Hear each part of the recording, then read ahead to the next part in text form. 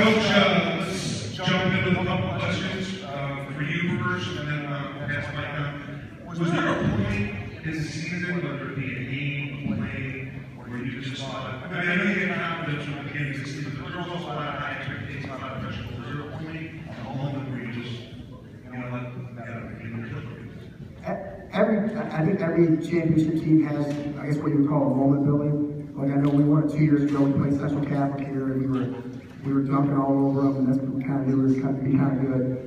We had some electric crowds here in Viking Village. Our home crowds were really incredible. But there's a couple of them that stand out. We played Archbishop Carroll, who at the time was 9th in the country, our first game of the year. If we don't win that game, I don't know how it ends up for us.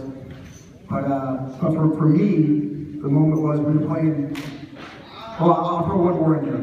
First Beechwood, I want to tell you guys and gals, you were great because they were trying to hold the ball on us. And Adam gave that riveting speech, and we have to have fans out cheering for us. He basically told you all suck, right? And you guys did a great job picking us up that game versus Beechwood. So I want to thank the students for firing us up that game.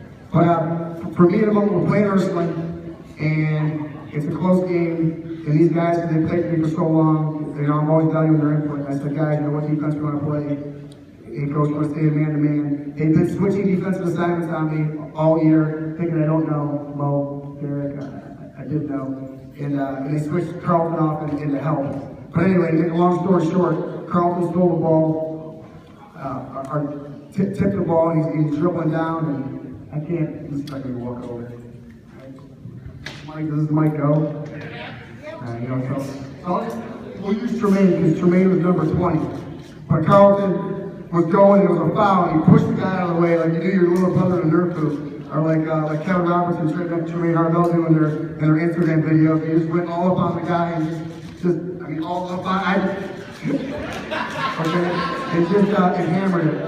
And it was substantial for several reasons because we've seen Carlton miss that dunk so many times in his career. So we didn't think he was going to actually dunk it. But in all honesty, it was probably one of the best dunks I've ever seen in my life. It fired us up. The very next play, we played great defense. Mo played great defense. Brian helped, stole the ball again, threw the ball to Carlton, and Carlton did a really well dunk. And it wasn't so much Billy that Carlton had those moments, it was that we had the moments. You know, and everybody was kind of doing their thing. You know, I mean, the guys were screaming. Jeff was screaming. Jake was flexing. Coach Dale was saying, you know, it's kind of everybody kind of had a moment. And for me, that was probably the best out. Let me go ahead and turn this microphone over to right? I mean, it's one of those weird things. People just at the beginning of the year just assume, okay, you got the 3 P1s, you got this, you got that. It's not as easy as everybody thinks. Can you just talk about what these guys, the hard work, and everything they put into getting to that elbow? Well, I think that's why you saw so much emotion. Billy. You know, I think if you look at the way teams celebrated, and teams were probably maybe even a little perplexed on how much we celebrated and how euphoric we were. And I think the reason was that was twofold. Number one was we lost last year.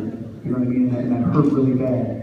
And we had some addition by subtraction. And this was our bench was just great this year. The guys really pulled for each other.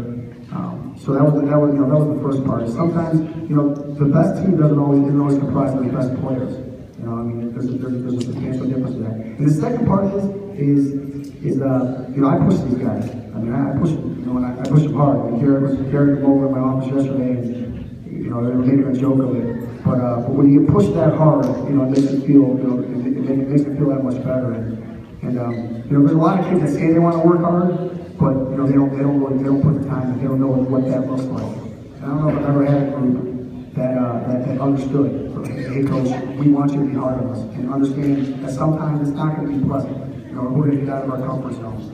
And the fact that we did that, I think, it puts us in that elite company. I was talking to Lonnie Fletcher the other day, and he's like, you're emotional, you did not say that. Well, I won 2 as a player, I won 2 as a coach, and I've been around, and they had a hard time matching up with us. They were great teams. It would have been tough for them. It would have been a tough matchup. They had a hard time guarding Brian Parker.